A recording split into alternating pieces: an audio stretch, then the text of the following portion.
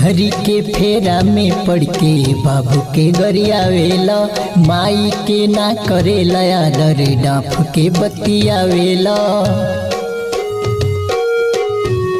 हाँ मेहरी के कहला में पड़ के बाबू के गरियावेला, माई के ना करेला आदर डाफ के बतियावेला। तुहरा के कहिया बुझाई हो, मेहरी न बनी कबो माई हो।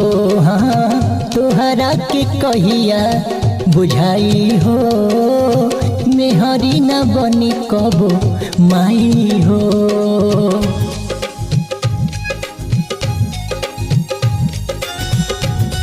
बिट्टू डीजे मलाही बाजार मंदिर के पीछे। कान्हा चढ़ा के दुनिया देखौले, अपने न खैले तोह के खियौले।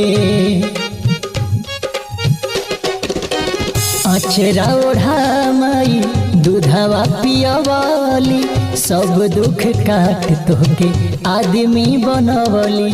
खोख जो देते रहला तू तो लागत रहली रोवे हो, पैसा ना रहे लगे तो बाबूजी कर्जा जो है हो।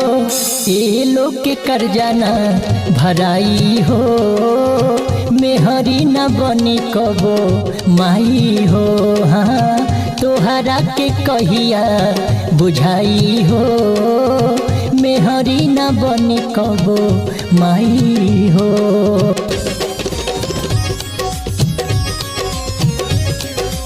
बिट्टू डीजे मलाही बाजार मंदिर के पीछे। राम जी के माई बाबू बन भेज दिहाले, तबो न राम माई बाबू के तेजले।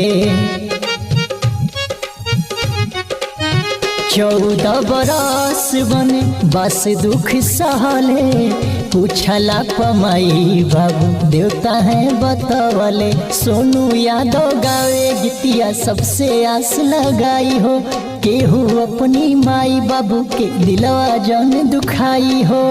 मेहरी के कहबा कैसे माई हो, तोहरा के कहिया बुझाई हो।